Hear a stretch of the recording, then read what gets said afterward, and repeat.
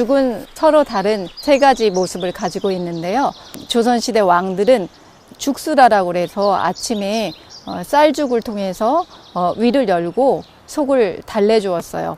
그리고 쌀죽뿐만 아니라 녹두죽이라든지 소의 내장을 활용한 양죽, 그 다음에 산약죽, 연자죽 같은 다양한 죽을 통해서 속을 달래고 위를 열어주는 역할을 역시 했습니다.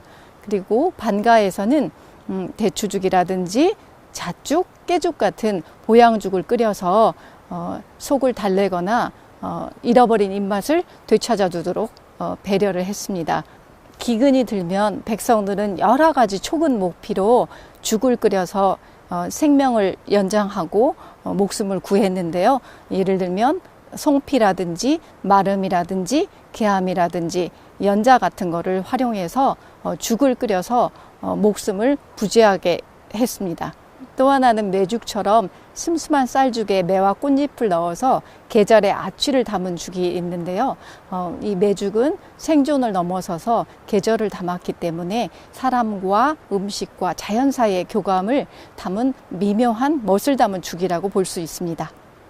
죽을 잘 끓이려면 두 가지 사항이 중요한데요. 그 첫 번째가 쌀을 먼저 잘 씻어야 됩니다. 쌀을 씻을 때는 물에다가 재빠르게 두세 번 빠르게 그 쌀물을 따라내야 되는데요. 그 이유는 쌀의 표면에 쌀겨나 이물질 같은 게 묻어 있어서 그 쌀이 그런 이물질들을 흡수하기 전에 재빠르게 씻어내고 다시 맑은 물을 통해서 깨끗한 물이 쌀 알 속에 흡수될 수 있도록 쌀을 깨끗하게 잘 씻는 것이 매우 중요합니다.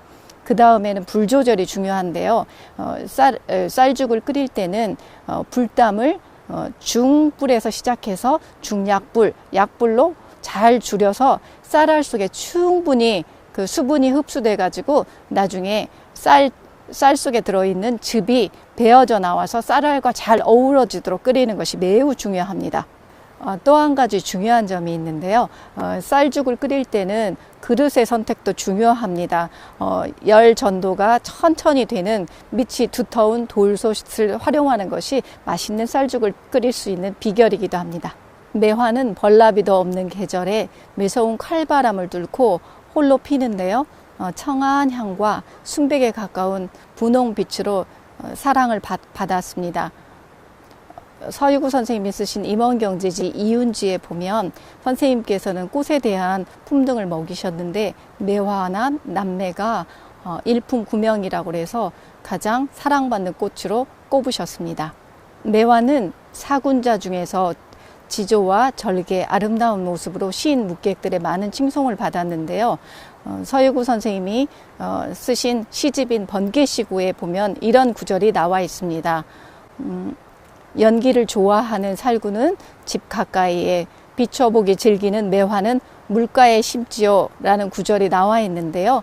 이 구절을 통해서 매화가 어떤 성격을 가지고 있는 꽃인지 잘 알 수 있습니다.